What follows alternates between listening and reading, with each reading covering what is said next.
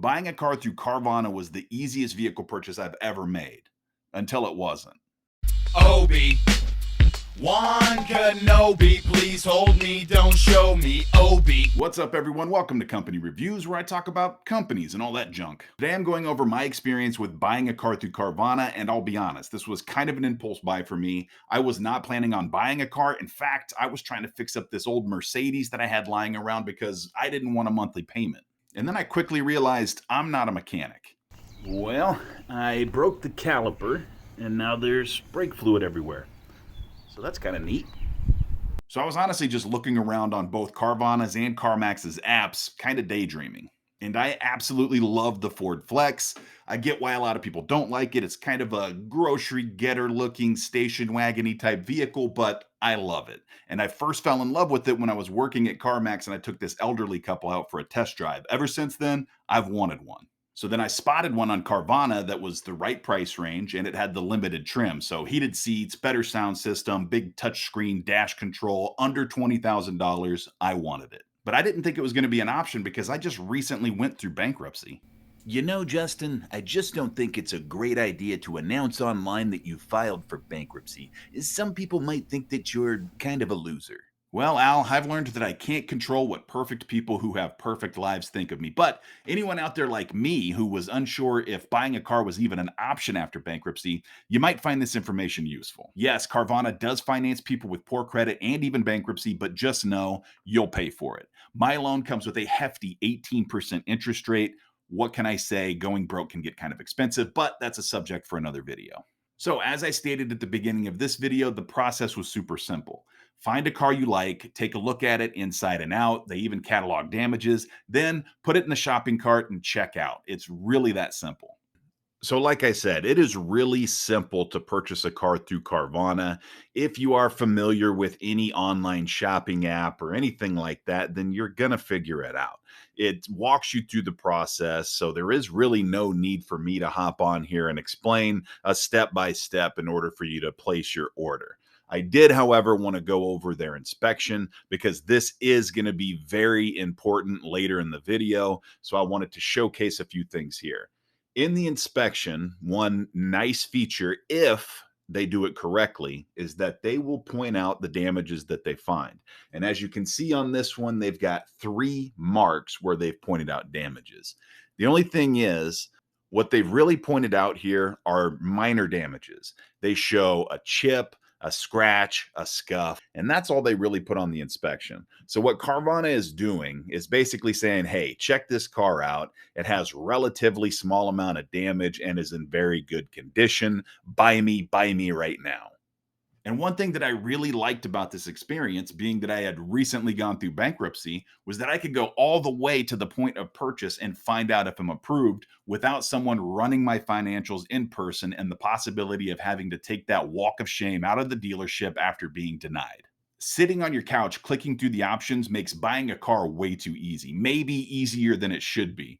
I know me personally, I just kept clicking through all of the options to see how far it would let me go. The next thing you know, I've got a Ford Flex being DoorDashed to my house. So like I said, everything up to the day of delivery went like a breeze. The easiest car buying experience of my entire life, if I'm being perfectly honest. And before I dive into this next part, I want to remind you that this is my personal experience. Things will always differ from location to location, city to city, all that stuff. On delivery day, however, that's when things kind of started going off the rails. The first dumb thing that doesn't really matter, but just would have been cooler if it worked, was the tracking feature. On the day of the delivery, you're supposed to have an option to track your vehicle. Basically, where is your vehicle on the map and how close is it to you? But it wasn't working for me. And I tried on several different devices, but it wasn't showing me any tracking info. So I know it wasn't a technical issue on my end. What most likely happened is the delivery driver didn't log anything before he left. I'm sure there is a button they have that you click on the iPad that says begin delivery or something like that, and it just didn't get clicked. Like I said, this is not a big deal, but I did want to record the arrival, so it was kind of a letdown. It was a feature that they offer, and it wasn't available to me, and I just had to rely on the approximate time of delivery. Then, just like advertised, they pull up with your new whip and get it unloaded. The delivery driver was awesome, came right up for the raw dog handshake, which is a ballsy move to me in 2022. I like your spirit, kid.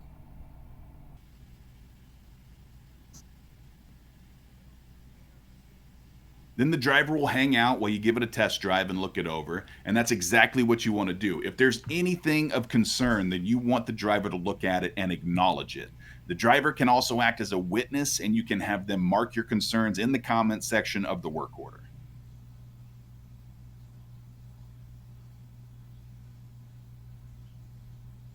Now, this is where I get upset. Ignoring the very minor not being able to track the delivery thing, this is strike one. After all the anticipation and waiting, the car finally arrives and it has way more damage than what was shown on the inspection. And if you remember that inspection that I showed you on my Flex, it showed 3 or 4 little hardly noticeable spots. But when you look at it, it's very clear that not only did this car have noticeable damages that weren't listed, the entire car has been painted.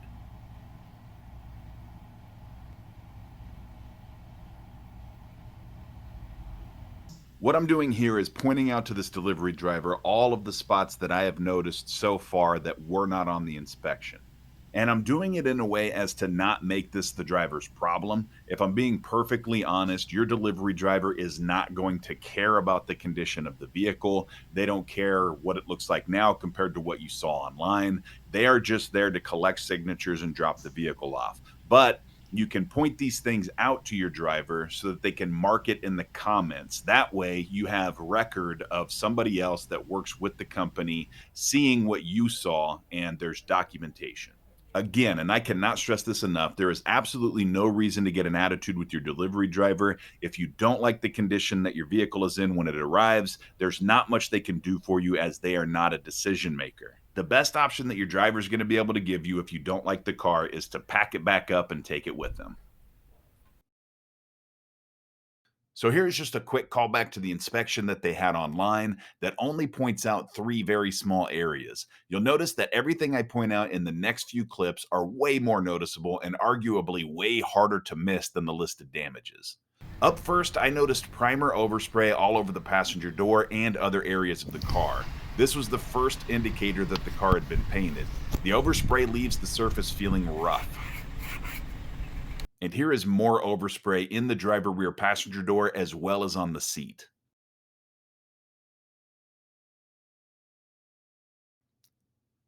Next, you can see here on the driver's side front fender where the paint doesn't match. It's kind of a slanted angle there, and the area closer to the driver door looks more faded. Then, and this stuck out to me the most because I was in the auto glass business for 17 years, all across the top, there is this black primer that is covering the deep scratches the glass installer put in the car when they were cutting the windshield out. This is just a telltale sign of a sloppy auto glass installation. This alone was almost a deal breaker for me. I mean, look at it. It looks terrible.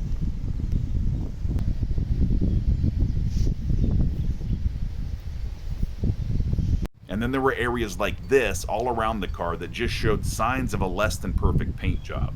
Like this section on the back bumper, and all of these little uneven textures and these bumps that you see. These are caused from dirt that got stuck in the paint and the clear coat. This is a problem you usually don't have if you have a proper paint booth. And finally, there were broken trim pieces all around the vehicle. On the front grille, and both of the trim pieces next to the rear quarter windows were broken. On the plus side, they did give me this cool little gift basket to go with the car, which would have been much cooler if I wasn't thoroughly pissed off at this point.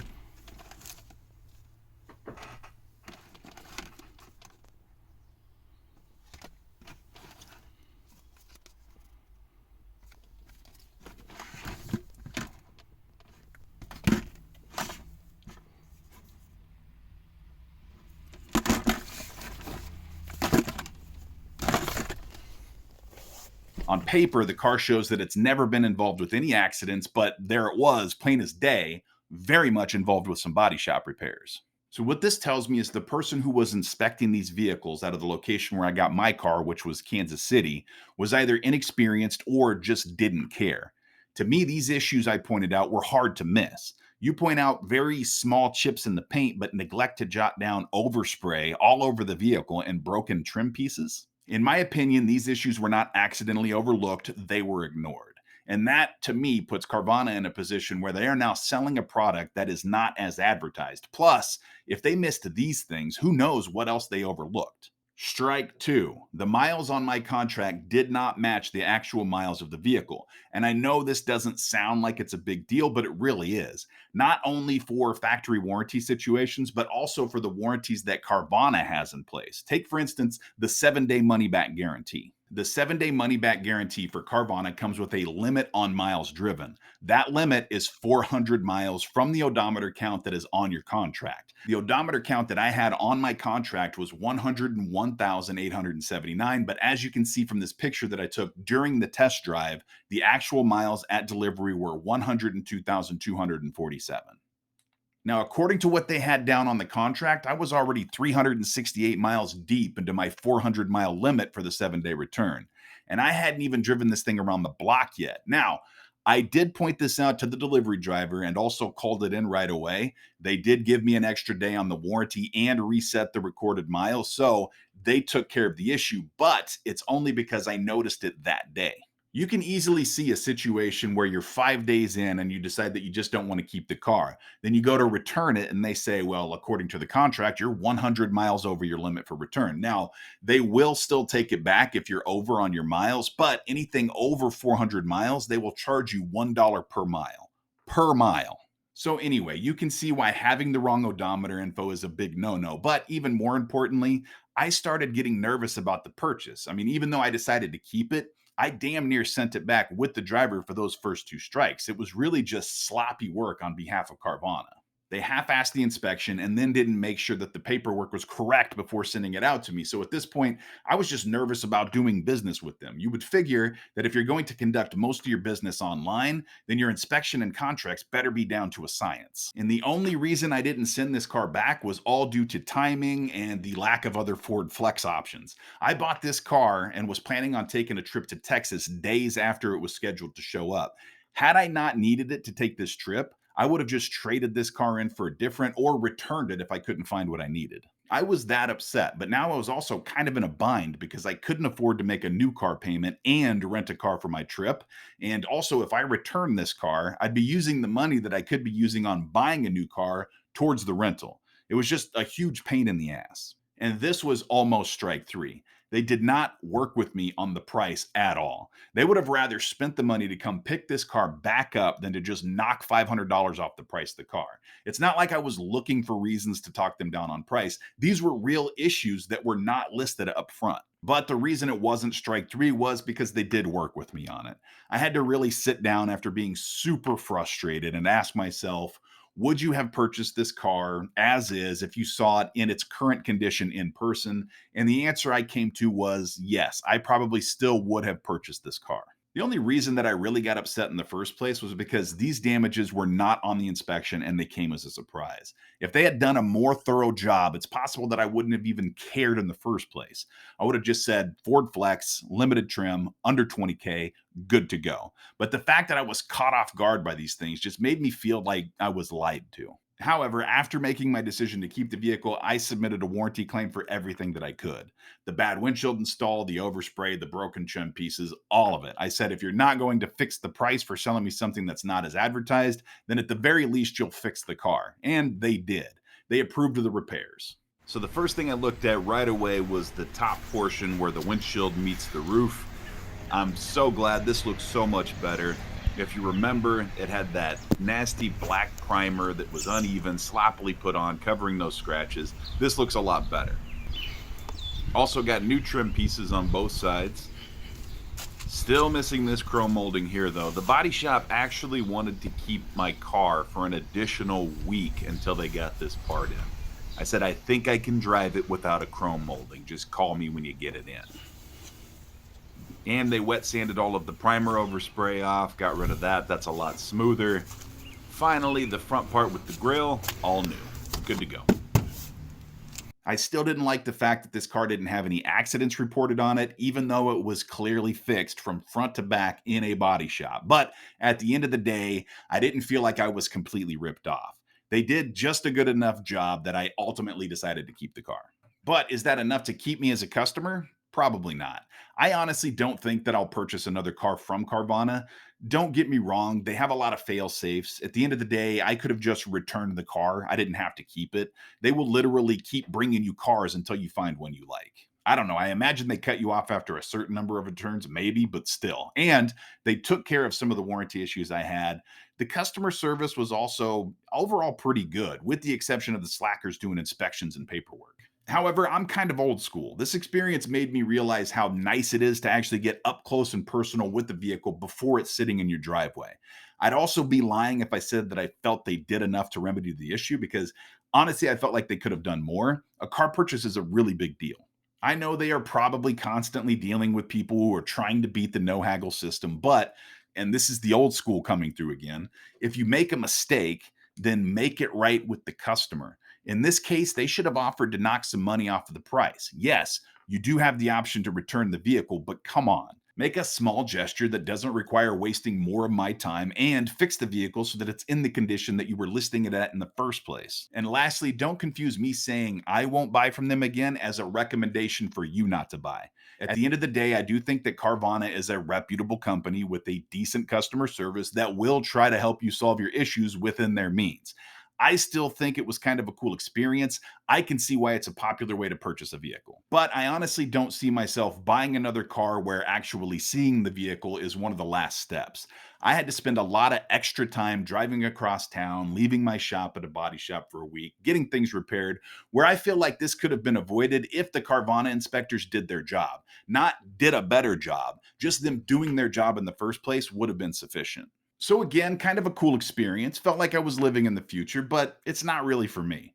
Maybe I could buy another car from them again, but it would really have to be a situation where they have the car that I really want at the price that I really want. But I would definitely make sure that I gave myself plenty of time to return it if I needed to. Anyway, thanks for checking out my video. I hope it helped you in some way. If it did, then help me out in my plan for world domination, starting with the city of Omaha, by subscribing to the channel. You made this? Handmade. Awesome.